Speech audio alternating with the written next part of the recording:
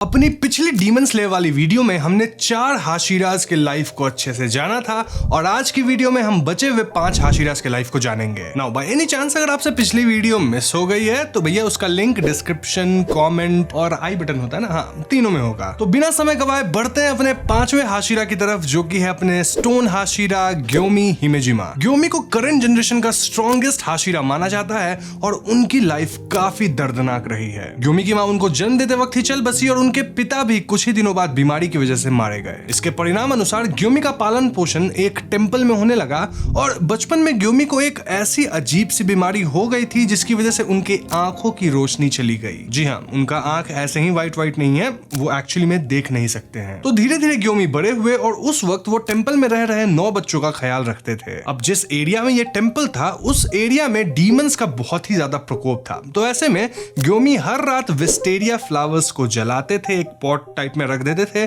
जिसकी सुगंध से कोई भी डीमन टेंपल के अंदर नहीं आता था। अब ग्योमी के अंदर जो 9 बच्चे थे उनमें से एक था काइगाकू। जी हाँ, वही बच्चा जो कि आगे चल के जिगोरो यानी कि जो फॉर्मर थंडर हाशिरा थे उनका स्टूडेंट बनेगा विथ जेनेत्सु, और वो थंडर ब्रीदिंग भी सीखता है एंड देन हम जानते ही हैं कि वो अपर रैंक को रिप्लेस करके एक डीमन भी बन जाता है। खैर उसकी स्टोरी में नहीं जाएंगे, बात इतनी सी है कि वो भी यहाँ एक स्टूडेंट था और वो टेंपल से पैसे चुराता था। ऐसे में बाकी के जो बच्चे थे वो उसे एक दिन टेंपल से निकाल देते हैं। अब टेंपल से कुछ ही दूर पे काइगाकू की मुलाकात एक डीमन से हो जाती है जो कि उसे खा जाता है और ऐसे में काइगाकू डीमन से एक डील करता है। वो कहता है कि मैं तुम्हें टेंपल के अंदर एंट्री दिला दूंगा जहां तुम 8 बच्चों को खा सकते हो, साथ ही एक एडल्ट भी है, बस मुझे छोड़ दो। डीमन मान जाता है और ऐसे में काइगाकू टेंपल में जितने भी विस्टेरिया फ्लावर्स जल रहे थे सबको बुझा देता है और डीमन टेंपल में एंटर कर जाता है। डीमन के आने से टेंपल में अफरा तफरी मच जाती है और ग्योमी सभी बच्चों को इंस्ट्रक्ट करते हैं कि तुम मेरे पीछे रहो, इधर उधर मत भागो। लेकिन बच्चे तो छोटे होते हैं ना, वो कहां सुन रहे थे, वो भागते रहते हैं इधर उधर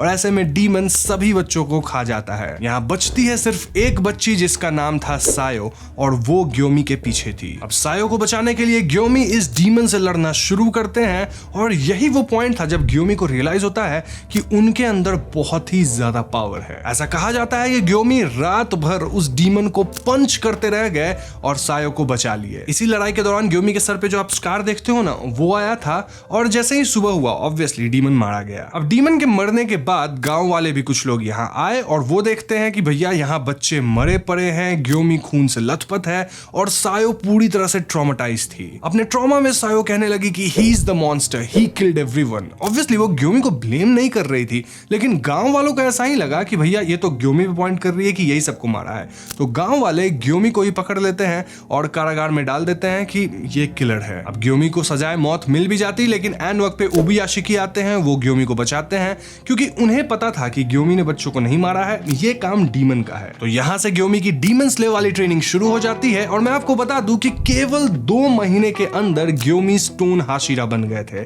जी हाँ, इतना फास्ट सिर्फ एक मुइचिरो ही मुझे याद है जो कि बना होगा। मतलब ये बहुत ही अमेजिंग फीट है। अब ग्योमी को देखकर ही पता लग जाता है कि वो बहुत ही स्ट्रॉन्ग इंसान है। आई मीन उनकी हाइट 7 फीट से ज्यादा है। देन उनका ब्रीदिंग टेक्निक भी स्टोन ब्रीदिंग है जो कि अपने आप में बहुत ही कठिन है। तो हम कह सकते हैं कि हाँ, ये स्ट्रॉन्गेस्ट हाशिरा लगते हैं। एनीमे में हम हमेशा उन्हें प्रे करते हुए देखते हैं विथ बीड्स वगैरह, जो भी रिलीजियस साइंस होते हैं। साथ ही वो अक्सर रोते भी रहते हैं और ऐसा इसीलिए क्योंकि ग्योमी एक्चुअल में एक बहुत ही इमोशनल इंसान है, क्योंकि आप देख सकते हैं उनके लाइफ हिस्ट्री में उनके साथ क्या कुछ हुआ है। अब आगे चल के ग्योमी की लड़ाई कोकुशिबो और मुजान दोनों से होगी और इसी लड़ाई के दौरान वो अपना डीमन स्लेयर मार्क भी अनलॉक करेंगे। इसके अलावा वो ट्रांसपेरेंट वर्ल्ड को भी एक्सेस कर पाएंगे। अब पिछली वीडियो में आप लोगों ने कहा था कि भाई ये मत बताओ कि कौन मर गया कौन नहीं मरा, तो मैं नहीं बताऊंगा कि ग्योमी फाइनल फाइट में बचे या फिर मारे गए। बस मैं इतना बता देता हूं कि सायो जो थी वो एक्चुअल में ग्योमी को ब्लेम नहीं कर रही थी, वो बस ट्रॉमेटाइज थी और इस चक्कर में वो ऐसी बातें बोल दी जिससे ग्योमी फंस गए थे। रियलिटी ये है कि वो सारे बच्चे ग्योमी को बहुत चाहते थे और ग्योमी भी उन बच्चों को काफी चाहते थे। अब ग्योमी के फाइट की डिटेल्स मुजान वाली जो फाइनल फाइट वाली वीडियो है जो कि 5 पार्ट में बनने वाली है, जी हाँ, उसमें आएगी। तो अच्छी चीजों के लिए थोड़ा वेट करना पड़ता है, बट आई प्रॉमिस यू कि इस महीने से वो सीरीज शुरू हो जाएगी। उसे मिस ना करने के लिए क्या करना होगा, चैनल को सब्सक्राइब। ऐसे भी 85% लोग जो लोग इस वीडियो को देख रहे हैं वो लोग सब्सक्राइब नहीं करके रखे हैं, तो कर दो यार सब्सक्राइब। मूविंग ऑन, अगले हाशिरा जिनकी हम बात करने वाले हैं वो है मिस्ट हाशिरा मुइचिरो तोकितो। मुइचिरो को आप सभी सोर्ड्समैन विलेज आर्क के दौरान देख रहे होंगे और आप समझ पाते होंगे कि वो बहुत ही खोए खोए से रहते हैं हमेशा। लेकिन यहाँ मैं आपको बता दूं कि मुइचिरो की एक्चुअल पर्सनालिटी ऐसी बिल्कुल भी नहीं है। मुइचिरो के पिता एक वुड कटर थे और मुइचिरो का एक ट्विन भाई भी था जिसका नाम था यूइचिरो वाई। तो जब ये दोनों बच्चे 10 साल के थे तो इनकी माँ बहुत ही ज्यादा बीमार पड़ गई थी और उन्हें ही बचाने के लिए इनके पिता जंगल में कुछ जड़ी बूटी वगैरह लाने गए। इसी वक्त जंगल में तूफान आ गया था और इसी तूफान में उनके पिता मारे गए और इसी के ठीक बाद उनकी माँ भी बीमारी की वजह से बच नहीं सकी। ऐसे में ये ट्विंस खुद ही अपना गुजारा करने लगे और इन दोनों की पर्सनालिटी भी एक दूसरे से काफी अलग सी थी। जहां मुइचिरो काफी काइंड और लविंग इंसान था, वहीं उसका बड़ा भाई यूइचिरो काफी ज्यादा अनकाइंड, अनलविंग और बहुत ही रूड टाइप का इंसान था। यूइचिरो का मानना था कि उसके पापा को उस तूफान में जाना ही नहीं चाहिए था जड़ी बूटी वगैरह लाने, क्योंकि ऐसे भी उनकी माँ बच नहीं पाती। तो माँ भी गई, पापा भी चल बसे, तो ये उनकी एक बेवकूफी थी। वहीं मुइचिरो ऐसा नहीं मानता था, वो मानता था कि नहीं, हमें लोगों की जान बचानी चाहिए, क्योंकि वो एक काइंड इंसान था। आई मीन मुइचिरो इतना ज्यादा काइंड था कि कई बार यूइचिरो गंदी गंदी बातें बोल के मुइचिरो को रुला देता था। तो एक बार इन दोनों से मिलने उबुयाशिकी की वाइफ लेडी अमाने आती है और वो इन दोनों को डीमन स्लेयर बनने के लिए इनवाइट करती है। वो बताती है कि ये दोनों ओरिजिनल ब्रीदिंग यूजर के डिसेंडेंट्स हैं। जी हाँ, अगर आपको याद हो तो कोकुशिबो के बीवी बच्चे दोनों थे जिसे वो छोड़ दिया था, उनका ही जो परिवार था, जो उनका जनरेशन आया, उसी से ये दोनों मुइचिरो यूइचिरो बिलोंग करते हैं। मतलब देखा जाए तो काइंड ऑफ ये लोग योरिची से कनेक्टेड हैं। तो ऐसे में ऑलरेडी इनके अंदर बहुत ही अच्छा स्वॉर्ड्समैन का जीन्स है, तो ये लोग अच्छा स्वॉर्ड्समैन बन पाएंगे, हाशिरा भी इजीली बन जाएंगे। लेकिन यहाँ यूइचिरो तुरंत ही लेडी अमाने को भगा देता है, बोलता है मुझे कोई स्वॉर्ड्समैन वॉर्ड्समैन नहीं बनना, ना ही मुइचिरो बनेगा। वैसे मैं आपको बता दूं कि मुइचिरो का स्वॉर्ड्समैन बनने का मन था, लेकिन ट्विंस में ही यूइचिरो बड़ा था तो उसका ज्यादा चलता था। यूइचिरो यहाँ मुइचिरो को कहता था कि तुम भी हमारे माँ बाप की तरह बेवकूफ हो,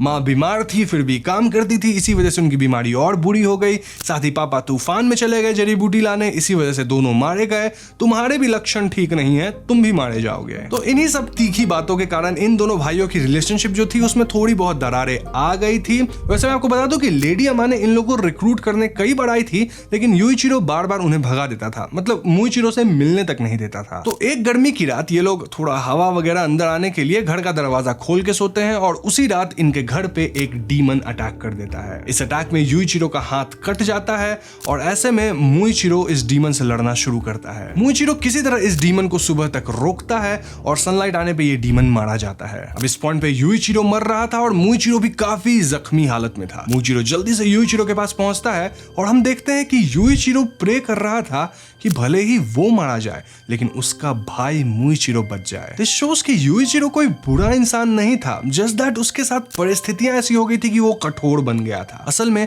वो अपने छोटे भाई मुइचिरो को हर हालत में बचाना चाहता था। अपनी अंतिम सांस लेते वक्त यूइचिरो कहता है कि मुइचिरो एक इन्फिनिट टैलेंट वाला बच्चा है और वो यूजलेस नहीं है। कुछ ही देर में यूइचिरो की जान चली जाती है और मुइचिरो अपने भाई का हाथ पकड़े वहीं लेटा रहता है। यूइचिरो के शरीर में अब कीड़े पड़ने लग गए थे, लेकिन मुइचिरो उसे छोड़ा नहीं था और वो भी मरना चाहता था। जी हाँ, वो भी अपनी अंतिम सांसें गिन रहा था। लेकिन तभी वहां लेडी अमाने अपने बच्चों के साथ आती हैं और वो मुइचिरो को बचाती है और इसी इंसिडेंट के बाद से मुइचिरो का डीमन स्लेयर ट्रेनिंग शुरू होता है। और यहाँ मैं आपको बता दूं कि मुइचिरो भी केवल 2 महीने में मिस्ट हाशिरा बन जाता है। वैसे एक इंपॉर्टेंट पॉइंट यहाँ मैं आपको बता दूं कि मुइचिरो की याददाश्त चली गई थी आफ्टर दैट डीमन इंसिडेंट, तो उसको अपने पिछले लाइफ के बारे में कुछ याद नहीं है।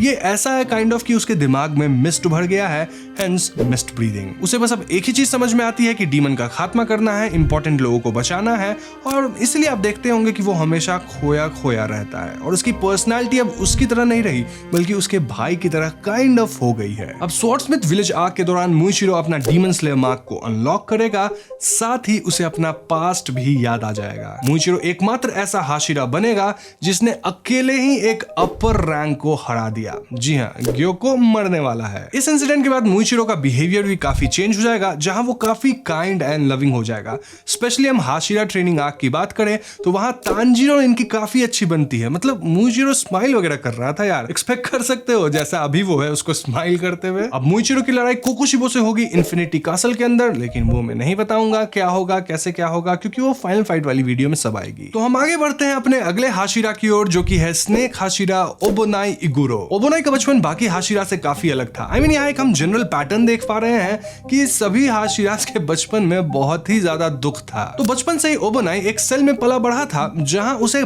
बहुत सारा खाना दिया जाता था। जी हाँ, इतना ज्यादा खाना कि ओबोनाई को अब खाने के स्मेल से मतलब गंदा सा नॉशियस फील हो रहा था। भले ये सुनने में काफी अमेजिंग सा लग रहा हो, लेकिन इसके पीछे एक डार्क सीक्रेट था। दरअसल ये क्लैन एक डीमन की पूजा करता था जो कि एक स्नेक की तरह दिखती थी। जी हाँ, इस डीमन को बच्चे खाना पसंद था और ऐसे में क्लैन के लोग अपने बच्चे को पाल पोस कर थोड़ा सा बड़ा करते एंड देन डीमन को दे देते डिवाउर करने के लिए। इसके बदले ये डीमन क्लैन वालों को कुछ सामान वगैरह, वेल्थ वगैरह देती थी जो कि वो खुद चुरा के लाती थी। किससे? अपने दूसरे विक्टिम से। मतलब दूसरे क्लैन के कोई इंसान होंगे, उसे मारकर उसका सामान चुरा लो, इन्हें दे दो। अब इस क्लैन में 370 साल में पहला लड़का जो जन्मा था वो था ओबोनाई, और क्योंकि ओबोनाई की आंखें दोनों अलग अलग कलर की थी तो ऐसे में ये डीमन कहती है कि इसे थोड़ा और बड़ा हो जाने दो, तब मैं इसे आराम से खाऊंगी। ओबोनाई जब 12 साल का हुआ तो इस क्लैन की औरतें उसके लोअर फेस को कट कर दी ताकि वो एक स्नेक की तरह दिख सके काइंड ऑफ, और इसके बाद उसके खून को उस डीमन स्नेक को दे दिया गया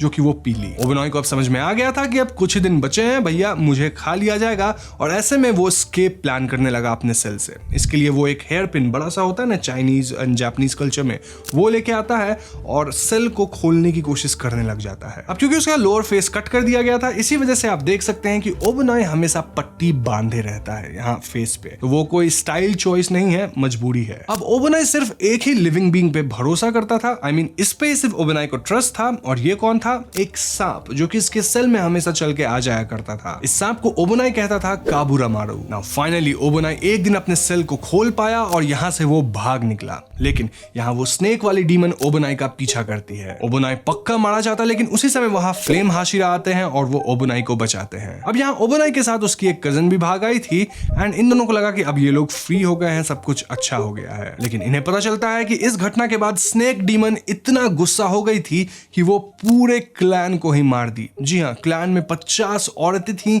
सभी को वो स्नेक डीमन मार डाली। ये सब पता चलने के बाद ओबोनाई को बहुत बुरा लगने लगा और उसे लगने लगा कि ये सब उसकी गलती है। अगर वो भागा नहीं होता तो शायद वो 50 औरतें नहीं मरती। तो यही जो गिल्ट और गुस्सा था, इस सब को अपने अंदर भरकर ओबोनाई डीमन स्लेयर ट्रेनिंग करने लगा एंड आगे चल के वो स्नेक हाशिरा बना। लेकिन यहाँ मैं आपको बता दूं कि ओबोनाई अपने आप को वैल्यू नहीं करता है। उसका जो अल्टीमेट एम है वो है डीमंस को मारना एंड देन फाइनली मुजान को मारना, जिसके बाद वो खुद भी मारा जाएगा। मतलब उसको जीने का कोई मन नहीं है, बस एक मकसद है डीमंस को खत्म करना। अब ओबोनाई को राइट आई से अपने बहुत ही ज्यादा कम दिखता है और उसका जो स्नेक है वही उसको इंस्ट्रक्शंस देता है कि भैया इधर से अटैक हो रहा है, यहाँ मारो वगैरह वगैरह। ओबोनाई का तलवार भी अगर आप देखेंगे तो वो सर्पेंट ब्रीदिंग स्टाइल के हिसाब से थोड़ा अलग सा है, मतलब मुड़ा हुआ काइंड ऑफ है, मतलब सीधा जो नॉर्मल तलवार होता है वैसा बिल्कुल नहीं है। अब डीमन स्लेयर कॉर्प्स में ओबोनाई और मित्सुरी ये दोनों एक दूसरे को पसंद करने लगते हैं, लेकिन ये लोग जाहिर नहीं करते हैं अपने प्यार का, वो क्या कहते हैं, प्यार का इजहार नहीं करते हैं। ये इजहार कब होता है? फाइनल फाइट के दौरान जब ये लोग मुजान से लड़ रहे थे। अब वहां ये दोनों बच पाए या नहीं बच पाए ये मैं आपको नहीं बताऊंगा,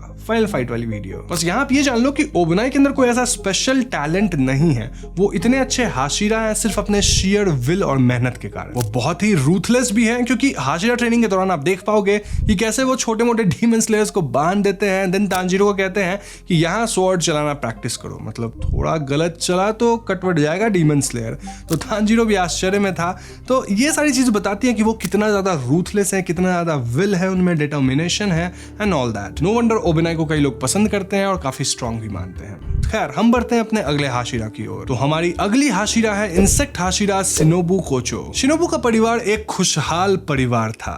फाइनली दुख खत्म हुआ। शिनोबु की यहाँ एक एल्डर सिस्टर कनाई भी थी और ये दोनों की काफी अच्छी बॉन्डिंग थी। लेकिन एक रात इनके घर पे एक डीमन अटैक कर देता है और इस अटैक में इन दोनों के माता पिता मारे जाते हैं। फाइनली दुख is back in the chat. ये दुख का खत्म नहीं होता बे। अब आप सोच रहे होंगे कि अगर डीमन ने माता पिता को मार दिया तो ये दोनों बच्चियां कैसे बच गई? वेल, इन्हें बचाए थे ग्योमी एन वक्त पे आके। इस दिन के बाद ये दोनों लड़कियां ठान लेती हैं कि ये लोग भी आगे चल के डीमन स्लेयर्स बनेंगी और ये दोनों ग्योमी के शरण में जाती हैं। ग्योमी इन्हें एक बोल्डर को मूव करने का टेस्ट देता है और हाशिरा ट्रेनिंग आर्क के दौरान आप देख पाएंगे कि ये ग्योमी का मतलब नेचुरल काइंड ऑफ टेस्ट है, सबको देता है। खैर, आगे चल के ये दोनों सिस्टर्स काफी अच्छी डीमन स्लेयर्स बनती हैं और ये लोग अपने साथ कनौ को भी पालने पालने लगती है। जी हाँ, एज ए यंगर सिस्टर। अब कनो पे यहाँ हम बात नहीं करेंगे क्योंकि उसकी हिस्ट्री ऑलरेडी बहुत अच्छे से एनीमे में दिखा दी गई है, तो आप सबको पता ही होगा। यहाँ इंपॉर्टेंट ये है कि कनई के साथ क्या हुआ। बेसिकली कनई एक बार एक डीमन को हराने जाती है और ये डीमन निकलता है अपर रैंक 2 डोमा। ऐसे में डोमा कनई को मार के निकल जाता है और जब तक शिनोबू कनई को खोज पाती वो ऑलमोस्ट मरने के कगार पे थी। मरने से पहले कनई कहती है कि शिनोबू को डीमन स्लेयर वाली लाइफ छोड़ देनी चाहिए, एक नॉर्मल लाइफ जीनी चाहिए। लेकिन कनई के मरने के बाद शिनोबू और भी ठान लेती है कि भैया अब तो मेरे को डीमन स्लेयर बनना है, मुजान को हराना है, लेकिन उससे पहले डोमा को मारना है। इसीलिए वो डोमा से लड़ने के लिए अपने आप को और भी ज्यादा ट्रेन करना शुरू करती है। शिनोबू को पता था कि उसके अंदर स्ट्रेंथ की थोड़ी सी कमी है, I mean compare to other Hashiras, इसलिए वो अलग अलग टेक्निक्स यूज करती है। जैसे कि उसका तलवार भी पॉइजन जैसा है जो कि छोड़ता है, वो एक इंसेक्ट के स्टिंगर जैसा है, वो विस्टेरिया फ्लावर्स को इंजेस्ट करती है, मतलब उसके पास काफी सारी टेक्निक्स है। अब फाइनल फाइट के दौरान क्या हुआ ये मैं आपको नहीं बताऊंगा, लेकिन हाँ उसकी लड़ाई डोमा से जरूर होती है और यहाँ भले ही शिनोबू डोमा से हार जाती है। स्पॉइलर हो गया क्या? ठीक है, सॉरी। लेकिन यहाँ शिनोबू जो है वो अपने मकसद में जरूर कामयाब हो जाएगी। अब इसका जो मतलब आपको निकालना है आप निकाल लो। मतलब डायरेक्टली नहीं कामयाब हुई, बट हाँ इनडायरेक्टली जरूर कामयाब हो गई अपने मकसद में। एनीवेज, हम आगे बढ़ते हैं अपने फाइनल हाशिरा की लाइफ हिस्ट्री की ओर, जो की है साउंड हाशिरा टेंगेन उजुई। नाम प्रोनाउंस करना सीख गया मैं, थैंक्स टू यू ऑल। उजुई एक डिक्लाइनिंग शिनोबी क्लैन से बिलोंग करते थे जिसमें उनके 9 सिबलिंग्स थे। इनके पिता इतनी टफ निंजा ट्रेनिंग करवाते थे कि 15 साल की उम्र तक 7 सिबलिंग सर्वाइव ही नहीं कर पाए। मतलब ट्रेनिंग की वजह से इतना हार्श था वो ट्रेनिंग। बचे तो सिर्फ उजुई और उनके एक जो छोटे भाई थे वो दोनों। अब उजुई का जो छोटा भाई था वो भी अपने पिता की तरह बन गया था और वो बिलीव करता था कि सर्वाइवल ऑफ द फिटेस्ट होना चाहिए। मतलब जो मारा गया वो ऐसे ही एक्सपेंडेबल था, वो ऐसे भी जीवित रह के कुछ कर नहीं पाता, तो बढ़िया है मारा गया, जो स्ट्रांग है वही सर्वाइव करेगा। ह्यूमन सिर्फ टूल्स की तरह होते हैं, मतलब बेसिक शिनोबी मेंटालिटी होती है ना, सेम। इन दोनों को बचपन से ही पॉइजन तक को झेलना सिखाया गया था और इसीलिए अगर आप याद करो तो ग्यूतारो का जो पॉइजन लगा था उजुई को तो इंस्टेंटली उन्हें मर जाना चाहिए था, लेकिन वो बहुत देर तक झेल पाए थे thanks to shinobi ninja training. खैर उजुई इन सारी चीजों में बिलीव नहीं करते थे, उनकी सोच अलग थी। वो बहुत ही प्यार से पेश आते थे सभी लोगों से और उनका मानना था कि इंसान ऐसे एक्सपेंडेबल नहीं है, वो कोई टूल्स नहीं है। जब उजुई 15 साल के हुए तो इनके क्लैन के द्वारा इनके लिए 3 वाइफ्स को चुना गया और यही वो पॉइंट था जब उजुई अपने क्लैन को छोड़ दिए, अपनी तीनों वाइफ के साथ अपना अलग लाइफ जीने निकल पड़े एक नई जर्नी की तलाश में। उजुई के 3 पत्नियों का नाम है माकियो, सुमा और हिनात्सुसुरा, पता नहीं ऐसा ही कुछ नाम है, I am not very sure. हाँ, हिनात्सुरु पढ़ लिया मैंने। उजुई अपनी पत्नियों से कहते हैं कि तुम्हें खुद की वैल्यू करनी चाहिए और ये एक बहुत ही डिफरेंट बात थी जो कि इनके क्लैन में इन लड़कियों को सिखाया गया था। आई मीन क्लैन में बेसिकली ये माना जाता था कि लड़कियों का काम है बच्चे पैदा करके देना, बाकी कुछ नहीं। हाँ, घर वगैरह का काम भी निपटा लो। बेसिकली हम देख सकते हैं कि उजुई अपने से ज्यादा अपनी पत्नियों की वैल्यू करते थे और उन्हें भी सिखाते थे कि खुद की वैल्यू करो, तुम लोग कोई एक्सपेंडेबल इंसान नहीं हो। आगे चल के उजुई डीमन स्लेयर कॉर्प्स को ज्वाइन किए और समय के साथ वो बन गए साउंड हाशिरा टेंगेन उजुई। अब अगर आपने एनिमे को ध्यान से देखा होगा तो आपको पता होगा कि उजुई के सुनने की क्षमता बहुत ही ज्यादा अच्छी है, साथ ही वो किस तरह से फाइट करते हैं। आई मीन म्यूजिक नोट्स में अटैक्स को डिवाइड करके बताया था मैंने एक वीडियो में, चेक कर लेना मेरी वीडियो जिसमें मैंने ब्रीदिंग स्टाइल्स बताया है, हाशिरास के लाइफ को रैंक किया है वगैरह, देख लो जाके उसे। उजुई के दाकी ग्यूतारो वाले लड़ाई को तो कोई भूल ही नहीं सकता। आई मीन उसमें जो उनका स्वॉर्ड्समैनशिप स्किल दिखा था वो अलग लेवल पे था और मैं कह सकता हूं कि सारे हाशिराज में अगर सिर्फ स्वॉर्ड्समैनशिप स्किल्स की बात की जाए तो उजुई टॉप 3 में पक्का होंगे। इस लड़ाई में उजुई का एक हाथ कट जाता है, साथ ही वो वेनम से मारे भी जाते हैं, लेकिन थैंक्स टू नेजुको वो उन्हें बचा लेती है। इस लड़ाई के बाद उजुई रिटायर कर जाते हैं क्योंकि वो अपनी वाइफ्स को अपने से ज्यादा वैल्यू करते थे, तो ऐसे में उन्हें जीना पड़ेगा अपनी बीवियों के लिए। साथ ही वो लास्ट निंजा वगैरह कुछ है ना, तो भैया क्लैन को आगे भी तो बढ़ाना है। वैसे यहाँ मैं आपको बता दूं कि हाशिरा ट्रेनिंग आर्क के दौरान आप उजुई को वापस देख पाओगे जो कि डीमन स्लेयर्स वगैरह को ट्रेन करेंगे, ऑल्दो फाइनल फाइट में उनका कोई रोल नहीं होने वाला। तो बस यही थी बचे हुए 5 हाशिरा की लाइफ हिस्ट्री और उम्मीद करता हूं आपको ये वीडियो काफी इन्फॉर्मेटिव भी लगी होगी, साथ ही देखने में मजा आया होगा। अब यहाँ मैं उनके ब्रीदिंग स्टाइल्स को, उनके लड़ाई के तरीका को नहीं बताया हूं क्योंकि ब्रीदिंग स्टाइल्स पे ऑलरेडी एक डिफरेंट वीडियो बन चुकी है।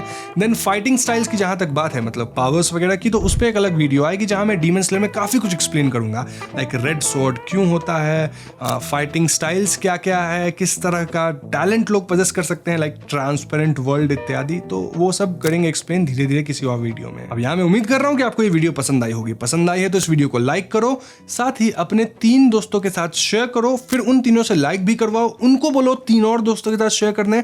मतलब एकदम एक MLM पैटर्न बनाना है, पिरामिड स्कीम, समझे? जैसे दैट यहाँ फ्री है, कोई पैसा ऐसा नहीं लग रहा आपका, कोई फ्रॉड नहीं हो रहा, अच्छा कंटेंट मिलेगा, कर लो सब्सक्राइब। मुजान की फाइनल बैटल वाली वीडियो जो होगी वो 5 पार्ट में होगी, अभी तक आप समझ ही गए होंगे। और इस पूरे सीरीज का आगाज इसी महीने के एंड में हो जाएगा, तो उसे ना मिस करने के लिए तो चैनल को सब्सक्राइब करना और भी बनता है। I'll see you guys in the next one. Peace out. वैसे आपको एक बात पता है, हाशिराज को यूजुअली पिलर्स कहते हैं। जी हाँ, 9 पिलर्स ऑफ डीमन स्लेयर, इस तरह से। वो मैं हाशिराज इसलिए बोलता हूँ क्योंकि थोड़ा नया टर्म है, सुनने में थोड़ा ज्यादा अच्छा लगता है, लेकिन आप चाहो तो पिलर्स भी बोल सकते हो। यूजुअली पिलर्स ही बोला जाता है। सोचा बता देता हूँ आपको। Bye bye.